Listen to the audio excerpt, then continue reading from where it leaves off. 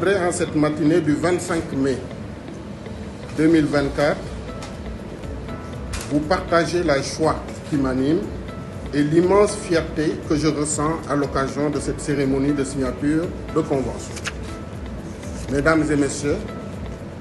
l'Afrique fait face à une crise majeure du logement et je suis d'avis que des approches innovantes et ciblées visant à offrir des logements abordables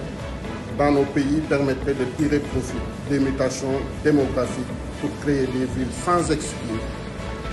stimuler la croissance économique et générer des emplois. Monsieur le ministre, mon frère Saïrou, pour le Niger, je puis vous assurer que vous ne marcherez plus jamais seul. Le Fonds de solidarité africain prendra toute sa place à vos côtés pour la réalisation de la volonté du gouvernement d'offrir une vie décente aux populations, notamment à travers la construction de logements abordables.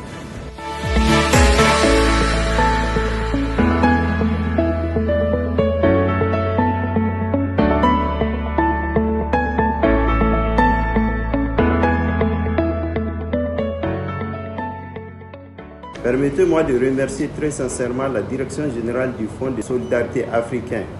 pour avoir fait honneur à notre département ministériel afin de présenter une allocution à l'occasion d'un aussi important événement, j'ai nommé la cérémonie de signature d'un accord cadre de coopération entre le FSA et le gouvernement de la République du Niger,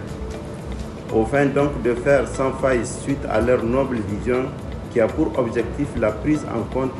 des inévitables problèmes urbains et d'habitat dans une politique basée sur une amélioration substantielle des conditions de vie de nos populations. Le ministère de l'Urbanisme et de l'Habitat se déploie tous azimuts pour y parvenir. En témoignent les importants efforts que j'ai personnellement déployés en accord avec son Excellence, Monsieur le Premier ministre, pour une participation effective du Niger à l'adoption de nouveaux statuts de Shelter Afrique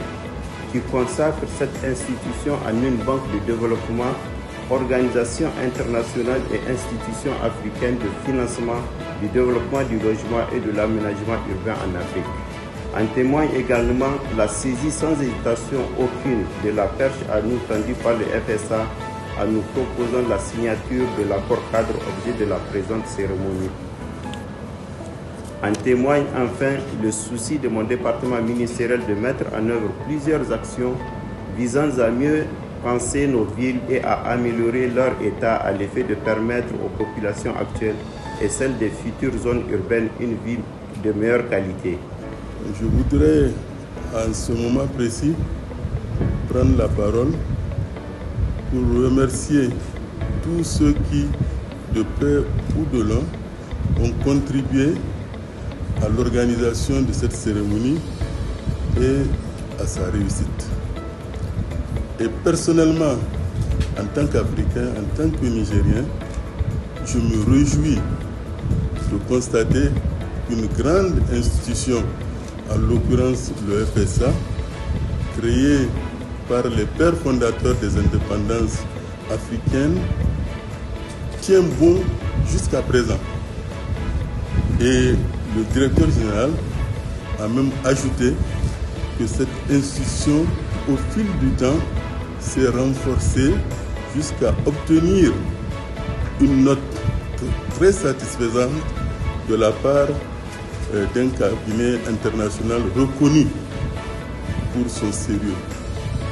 Donc je souhaite, pour finir, que de plus en plus, la présence du FSA dans nos réalisations économiques se renforce et s'amplifie au bénéfice du peuple nigérien et de l'Afrique tout entière.